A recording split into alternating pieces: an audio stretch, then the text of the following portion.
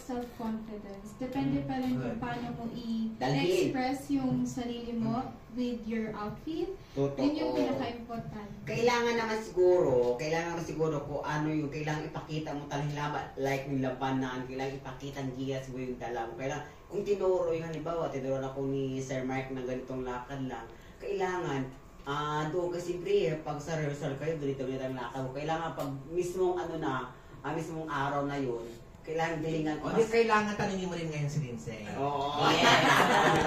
Si Sir naman Lindsay, kamusta yung favorite rampa mo? Actually, iba-iba. Kasi Wow, versatile. Yes! mas maganda kasi yung parang etong damit, ganitong expression ipapakita ko.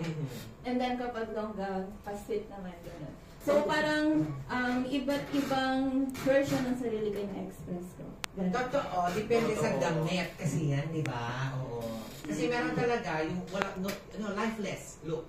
Depende kasi yan sa designer. Oo. Yung iba kasi ba naglalakad sila parang halimbawa parang ayan doon may nahulog na doon halimbawa doon lang parang yung mata doon lang talaga ganun talaga yun.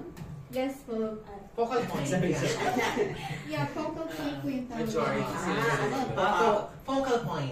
Yung gaze mo, ito lang. Yes. Wag hindi nagagalaw, ganun. Oo, kailangan talaga yung mata mo straight talaga, hindi ka talagang ganun. Ang galing. Buti walang mga instances na pag naglalakad kayo, nakalimutan nyo na hindi, ordinary yung nakalimutan, parang nagmo-model kayo, like for example, pumunta kayo ng palengke, na parang feeling mo, ay nagmo-model na kayo mga Uy, ganyan.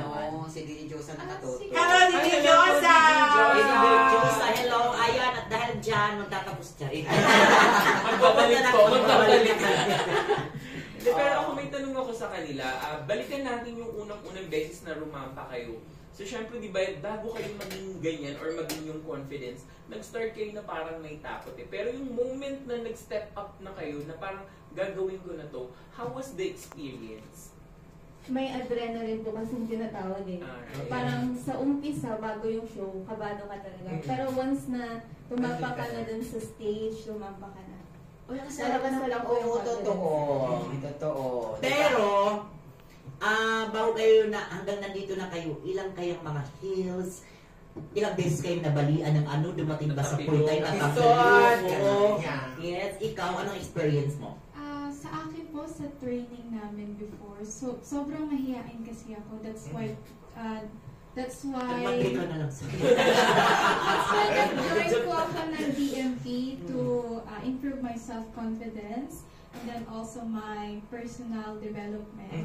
Kasi hindi lang po yung proper training yung inaano nila. Dapat pati yung confidence mo and then yung character mo, yung attitude mo, and then yung pagiging social mo sa mga tao. Kasi na-apply nila, yung natutunan nila sa DMP, sa school, sa workplace, and sa outside world. Alam mo doon, ang galing ng DMP models, no? Kasi ang dami nilang tinuturo doon, hindi lang sa paglakad, lahat yung characteristic, kung anong klase. Na dapat doon ka magpa-enjoy.